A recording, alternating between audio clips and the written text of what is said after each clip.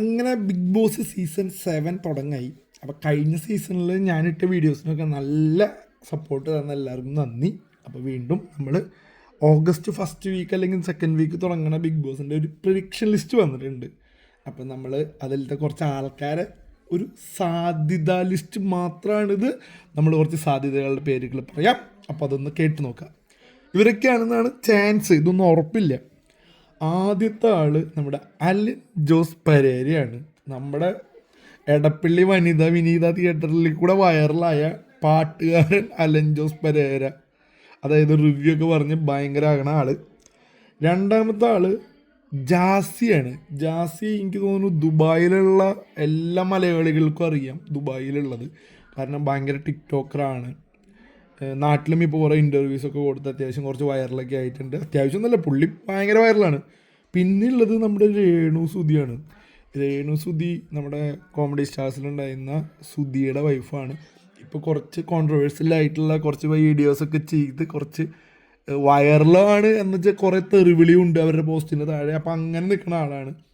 പിന്നെയുള്ളത് സീരിയലിലൊക്കെ അഭിനയിച്ചിട്ടുള്ള മായ വിശ്വനാഥ്. പുള്ളിക്കാരിയുടെ വീഡിയോസ് ഇപ്പോൾ ഈ കുറച്ച് ദിവസങ്ങളിലായിട്ട് കുറച്ചായിട്ട് ഭയങ്കരമായിട്ട് ഇങ്ങനെ കയറി വരുന്നുണ്ട്. സോ നമുക്കതൊരു ചാൻസ്.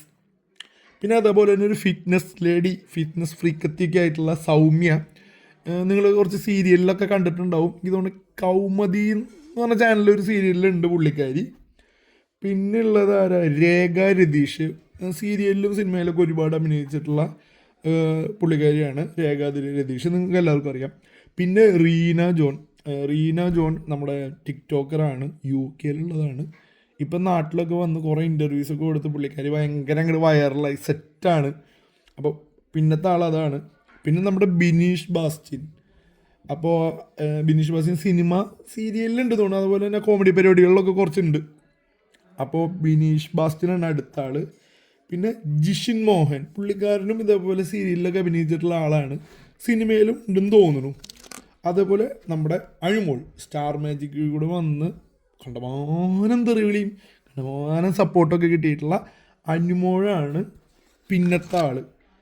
അപ്പോൾ ഇവരൊക്കെയാണ് ഒരു സാധ്യതാ ലിസ്റ്റിലുള്ളത്. പിന്നെ നമ്മുടെ റോഹൻ ലോനുണ്ട്. പുള്ളിക്കാരൻ മറ്റേ ഇൻ്റർവ്യൂസൊക്കെ അറ്റൻഡ് ചെയ്യണ ഒരു ഇൻ്റർവ്യൂവറാണ്. അപ്പോൾ ഇത്രയും ആൾക്കാരുടെയാണ് നമുക്കിപ്പോൾ ഒരു ലിസ്റ്റ് കിട്ടിയിട്ടുള്ളത്. ഇവരൊക്കെ സാധ്യതകളാണ്, ഇവരൊന്നും ഉറപ്പായിട്ടില്ലേ. ഒരു 11 ആളുടെ ലിസ്റ്റാണ് ഇപ്പോൾ കിട്ടിയിട്ടുള്ളത്. എനിക്ക് തോന്നുന്നത് അതൊരു 14 15 വരെ ആവാൻ സാധ്യതയുണ്ട്.